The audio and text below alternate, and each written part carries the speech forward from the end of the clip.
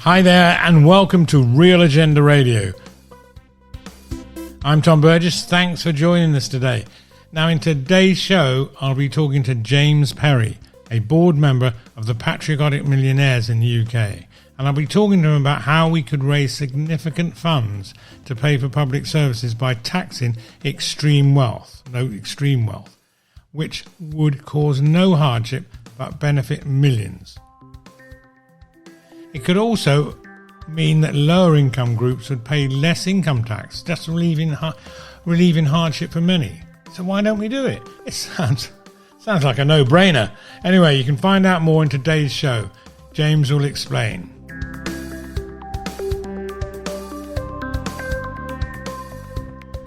Now you can listen and subscribe free to Real Agenda Radio through Amazon, Apple, Google and Spotify, and all good podcast providers. Now here at Real Agenda Radio, we want to see a more compassionate and just society, as well as more courageous politicians prepared to do the right thing for people over party. It's not happening, but it can. It's urgent, and it's up to us to make it happen. So Real Agenda Radio seeks to be a news and information media channel to spread the word, to encourage those who are campaigning, and also convince the many that change is possible. So today I'm really pleased to talk with James Perry, who is co-chairman of Cook, who produce frozen ready meals prepared by their own chefs and delivered to your door or via nationwide delivery service, or indeed from your local Cook shop. And I can vouch for them. They're very tasty. Yes, I've had Cook meals before. And also, it's also available at other selected outlets, it says here. Anyway, the company Cook has been a certified B Corporation since 2013, and James has co-founded the B Corporation movement in the UK and serves on the global board of B Lab and the board of B Lab Europe. Chris Turner, who's the current executive director of B Labs UK, was indeed interviewed in an earlier episode of our Profit for Purpose series here on Real Agenda Radio. Now, James is also a founding partner of Snowball, a multi-asset impact investment manager. And in case you didn't know, certified B corporations are businesses that meet the highest standards of verified social and environmental performance, public transparency and legal accountability to balance profit and purpose. And the Patriotic Millionaires is a new network of British millionaires from multiple industries and backgrounds from across the UK who are keen to deliver a shared mission, to leverage the voice of wealth to build a more just, stable and inclusive economy, and to accelerate the end of extreme wealth.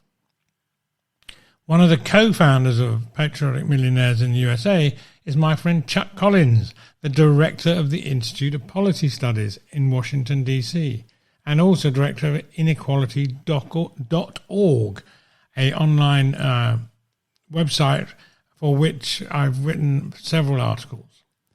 Now, Chuck very kindly gave me a great reference for my book, which is called From Here to Prosperity, which is still available at all good bookstores. And I'm pleased to see that the Patriotic Millionaires have set up in the UK to try and convince voters and politicians that taxing wealth is good for us all. I wish them the best of luck. Now, I wanted to find out from James about the problem of extreme wealth and why it has such a negative effect on the well-being of millions, and what can be done about it, and what can we, the people, do to bring about change. I started by asking James, why was the Patriotic Millionaires set up in the UK? Well, over the last 20 or 30 years, we've seen a sort of phenomenon of what we would call extreme wealth. And that's becoming quite a profound problem in society for several reasons. The public policy environment has supported the creation of this extreme wealth. And it's about time we looked at it and did something about it. So what is it? What do you plan to do? Well, so the fundamental call of Patriotic Millionaires UK is that we should start looking to wealth as a source of tax revenue rather than just looking at income. So how do you describe wealth as opposed to income? Explain the difference. Well, what we're really talking about here is the top 1%. So we're not talking about 99% of people. What we've seen is that wealth has accrued, new wealth generation has accrued primarily to the people who already have wealth.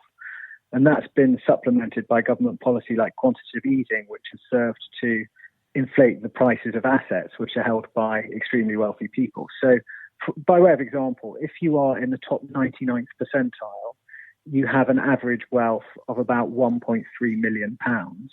If you're in the top 100th percentile, if you're in the very top 1%, you have an average wealth of about £5 million. But that masks the fact that there's a superclass of the sort of 0.01% who have wealth of well over $30 million. So there's a designation called ultra high net worth individuals that the wealth management industry use.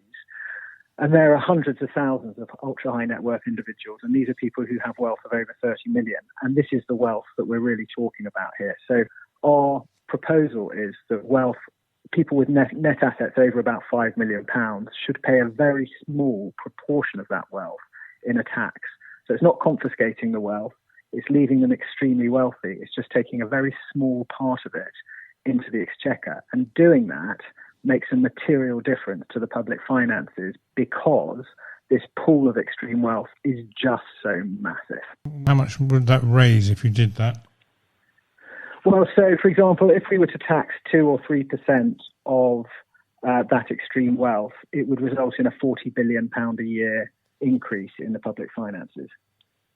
That would pay, for example, for the entire cost of the recent NI rise in national insurance. So at the minute, what's happening is the state is looking to working people and to work, to tax, to pay for public services, whilst there's this enormous untapped pool of capital which it's not going after. Everybody really is creating the wealth, though, aren't they? Our current system just means it's accumulated by the few. I mean, people are just working normally are actually contributing to the wealth of individuals.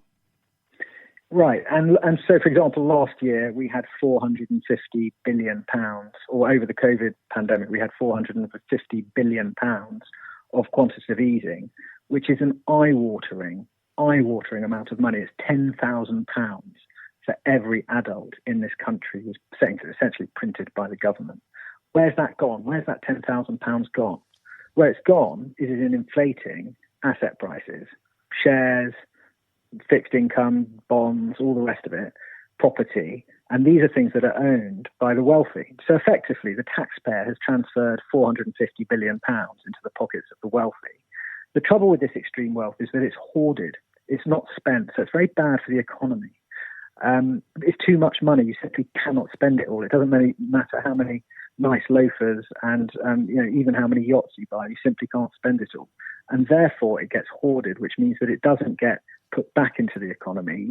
Poorer people spend their money because they need to. Rich people hoard it, and then it doesn't serve any economic purpose at all, and it goes untaxed.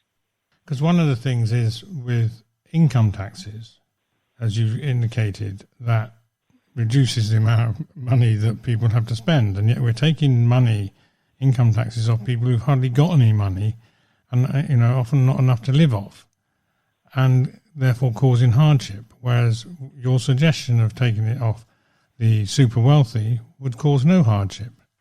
That's right. And not only would it cause no hardship, I mean, the proposals that we're proposing are, one could argue, are relatively modest and certainly very moderate, insofar as it would leave the extremely wealthy still extremely wealthy. You could go further, but even by taxing a small percentage of this wealth, you make a huge difference to the public finances because this pool of wealth is just so huge. Well, it is indeed, isn't it? And I mean, so how would that happen in reality? I mean, how would we calculate the wealth that people have? Well, look, I'm not a tax accountant, and one of the things about Patriotic Millionaires is that we're not sitting here to write tax policy. What we're doing is we're people of wealth saying that there's this problem of extreme wealth, and there's many facets to the problems that causes in society. It's very divisive. It undermines trust in democracy. It doesn't get circulated back into the economy, and it puts a completely unreasonable burden on working people with respect to paying taxes because there's this massive pool of wealth that isn't touched. that's what we're here to do, is to shine a light on that. In terms of then the hows and the whys and the wherefores, that's for tax experts to come up with. There are some canards, though, that are often put forward with respect to wealth taxes. One of them is, of course, it causes capital flight. Everybody goes away if they think their wealth is going to be taxed. I don't think there's really very strong evidence for that. I also think that people who want to live in an inclusive society, in a prospering Britain, in a country that they can be proud of, where we're all in it together, would welcome this. I don't think that this idea of paying taxes as some sort of burden or problem is really legitimate. I think tax is a contribution to a functioning society. It pays for public services, and we should be pleased to do it. It's also worth noting that Patriotic Millionaires doesn't necessarily advocate for a larger state. So it's not necessarily, if you like something from the left. We'll all have different views about the optimal size of the state within Patriotic Millionaires. This is about where the tax take is coming from, because right now it's completely rigged in the favour of the wealthy at the expense of working people. Paying tax become a badge of honour and being contributed to society, the way that money's being put back, couldn't it? I mean, it's a good thing. That's right. We should be proud to pay our taxes. The language of things like tax burden is very counterproductive because it indicates it's something that you should try to avoid. Actually, tax is something that we should all be proud to pay because it contributes to a society where we can all prosper and where we can be in it together. It's an untapped resource, basically. It's a huge untapped resource, and there's a very good reason for that. There are lots of vested interests which are pulling the strings behind the scenes to prevent this from happening, and who are well placed to place false narratives into the public consciousness, like it'll cause capital flight, everybody will run away, or we can't find it. Everybody has a balance sheet. We can find out what people's assets are and we can tax them if we want to. It's just a case of where there's a will, there's a way. And so far there's been no interest in it whatsoever. And until recently we had a chancellor, for example, who had a massive vested interest in not opening his box because he's somebody who holds extreme wealth. So how can this be solved? Morally, it seems like common sense. And the fact that we're taking taxes off income, it's stunting the economy, it's holding back growth. How do we get this message over to people that think it's my money and I want to hold on to it all? Well, it is challenging because there are so many sort of false canards out there. And what we need to do is we need to communicate really clearly, both about what it isn't. So what this isn't is it's not necessarily something that's left wing.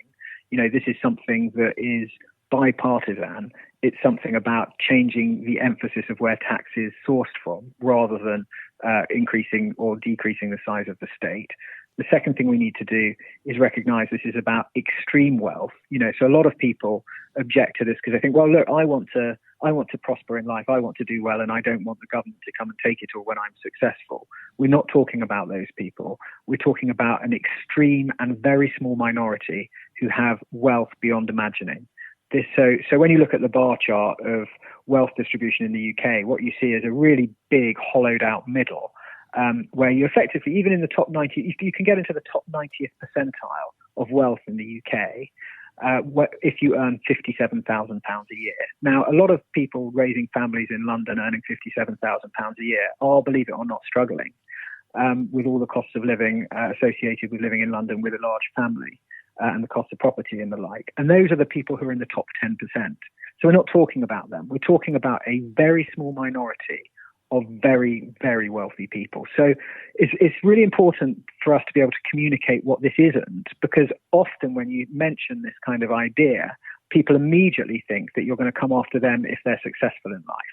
This is something else. This is about a very small global class of elite who have effectively got into a position where they are benefiting in a kind of inequitable way from the wealth that's increased. So I'll just give you a statistic on that. Over the last 50 years, rather since 1995, the top 1% of people have captured nearly 20 times more of global wealth creation than the bottom 50% of humanity. So 1% have captured 20 times more than half of the whole world. Now that just can't be right, and the right thing to do is to tax some of it. And just one further point on that, this point about quantitative easing just needs to be kind of really understood. £450 billion of money printed by the Treasury, which has effectively been transferred to wealth holders. That, if you haven't got your £10,000 that the government printed in the last 2 years, someone else has got it. It's perfectly reasonable at a time when the government and the state is really very close to its overdraft limit for the state just to take some of that back. Absolutely. The sooner the better. And you quite rightly said this is a non-partisan matter. It's not a left or right thing. Why is this? I mean, why aren't some of the political actors, activists picking up on this as a good way forward and a good way that we could in fact, reduce the burden on, people with low incomes and virtually no wealth? Well, they are starting to. I think there is a problem for them insofar as extreme wealth has, to some extent, captured the political process. So, for example, if you're the Labour Party, you're reliant to some extent on funding from extremely wealthy people, and they don't like this idea, and therefore you might prefer not to speak about it. So, even the Labour Party has become compromised to some extent by the broader problems with our democracy. But notwithstanding that, we do see strong interest from elements within the Labour Party, the Liberal Democrats, and indeed the Conservatives, because one could say that there is no more conservative idea than this. Ever since the Conservative Party has existed, they've had a debate around sort of extreme libertarianism and one nation conservatism.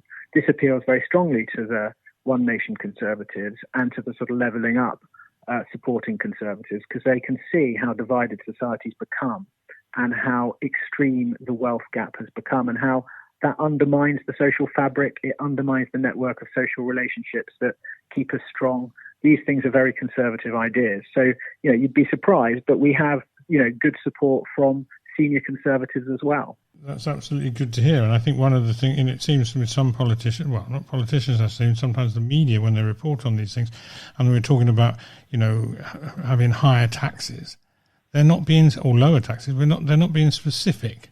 Most people sort of think that taxes is their income tax. Income tax, as we know, contributes a fair amount, but not the entire amount. So this is, maybe it's a bit of an educational problem as well, to sort of try and get people to understand the different sort of taxes rather than just talking about tax. That's absolutely right. And I think it's becoming more and more relevant to people, and people are becoming more interested because they are watching the public services disintegrating before their eyes. The sort of mutiny that's going on in many of the public services, teachers, health workers leaving the service because things are becoming intolerable and the demands that are being put on them just aren't something that can reasonably be asked of somebody, and therefore they're leaving. And talent is absolutely what our public sector needs, but it's very difficult to attract talent into the working conditions that they're being asked to work. And the solution to this is properly funded public services. And what we've got is more austerity and more cuts and the prospect of even more. And the reason for that is because the taxpayer simply cannot bear a higher burden because there's a cost of living crisis. But that's because the taxpayer is seen as somebody who is in work. And there are all these extremely wealthy people who just sail by untouched. And it's completely wrong, and it has to be addressed. So what is the Patriotic Millionaires planning to do? Well, look, we're relatively newly formed, and we are still getting our message out there and attracting energy, really. So right now, our priority is to essentially be the canary in the coal mine that says this is a massive problem, but it's also a massive opportunity. The political classes have historically been turned off this. They've fallen for the confusion that's been sowed by people who prefer not to see this. But actually, we're calling time on that rubbish. It's perfectly possible to tax wealth. It's perfectly possible to find the wealth. It has your name on it. People know people know what their wealth is. They know where their assets are. So you can find the wealth. You can tax it. And if there's going to be some idea of capital flight, well, that's a lot to do with how you do it. But also, if somebody really doesn't want a small proportion of their wealth to be taxed to pay for a prospering and healthy society, then good riddance to them. Yeah, exactly. People don't like more taxes because they feel they've got no control over it and it's going to go into a big pit. But if we were more specific, would that help? Well, I'm not a great fan of the hypothecated tax argument insofar as it's all one big pot. Money is fungible. I don't really believe that you can hypothecate a tax. I think at the end of the day, you have one giant pot, which is the Treasury, and you need to decide how to spend it. And the idea that you can sort of somehow ring fence a tax and pay for a particular thing, I don't think really plays out in practice. I think it's a political gimmick.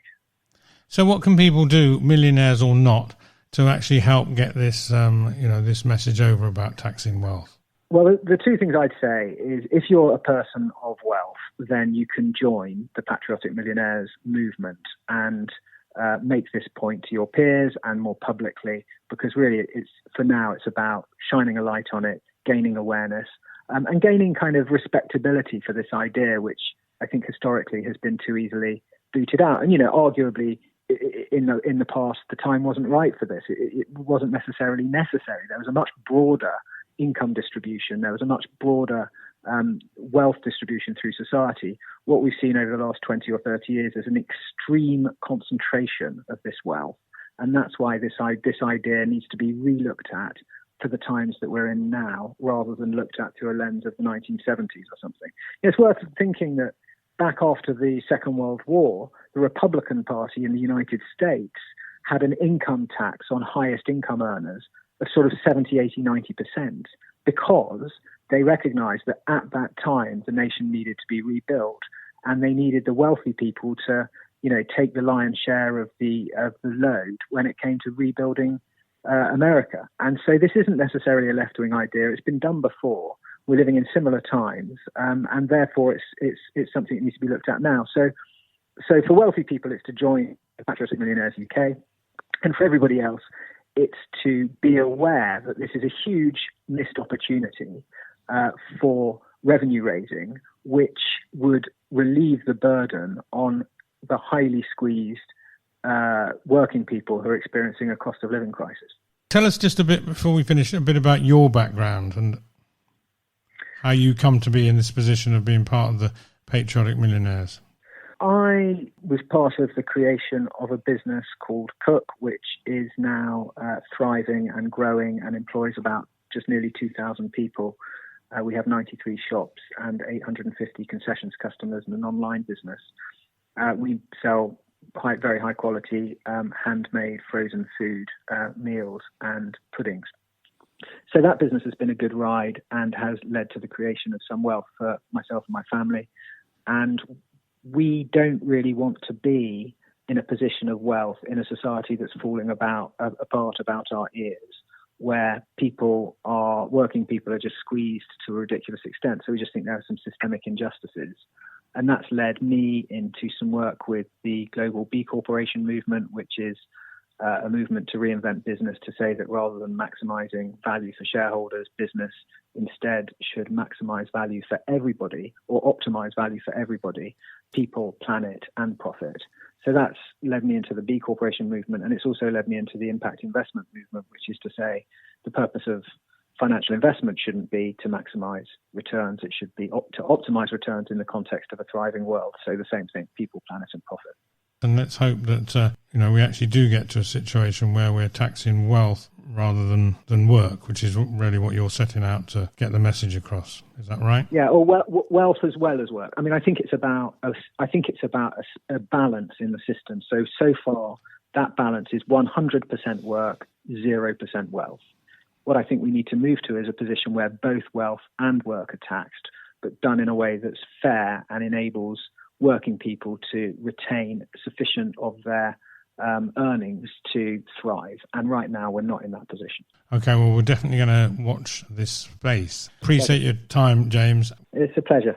So you see, there's a huge untapped resource that could be put to good use for the benefit of all. That's us all, rich and poor. And if we tax wealth, it will cause no hardship. If we reduce taxes on income of the lower paid, it will significantly reduce hardship for millions of people, grow the economy, giving more opportunity for a happy and fulfilled life. What do you think? Contact us at info@realagendaradio.org or on Twitter @realagendanet or via our website realagendaradio.org. We'd love to hear your views. And yes, if you'd like a copy of my book, From Here to Prosperity, a New Political Agenda for a Sustainable Economy and Greater Social Justice, go to fromheretoprosperity.org. You can also follow me, Tom Burgess, on Instagram, TomBurgess2709, where I post information related to Real Agenda Radio and the campaigning works I'm involved with. For more information, you can go on Real Agenda Radio. You can go to realagendaradio.org. You can listen and subscribe free to Real Agenda Radio on Amazon, Apple Podcasts, Google, Spotify, and more, where you find a range of podcasts for positive change. Now, we know that we can achieve change if we work together. So that's what we're doing here on Real Agenda. The campaign groups and think tanks whose podcasts we distribute have a collective online following of nearly 1 million. Our challenge is to make sure that they all listen to Real Agenda Radio. Recent shows include Network News, which is our regular update on campaigns that seek to bring greater economic and social justice. Also, It's Bloody Complicated from Compass, podcasts from Shepherd Walwyn, the publishers of the Ethical Economics series of books, and Across the Benches from Compassion in Politics. A special thanks to our sponsors, Switch, the workstation for your browser. Do you find yourself with too many tabs open and losing your place? Try switchextension.com. It's free to download. Save yourself time. I do. It's great. One thing is certain. People want to see change to a more compassionate and just society, as well as more courageous politicians prepared to do the right thing for people over party. It's not happening, but it can. It's up to us to make it happen. Because that's the Real Agenda. I'm Tom Burgess. Thank you very much indeed for listening, and I look forward to talking to you again soon.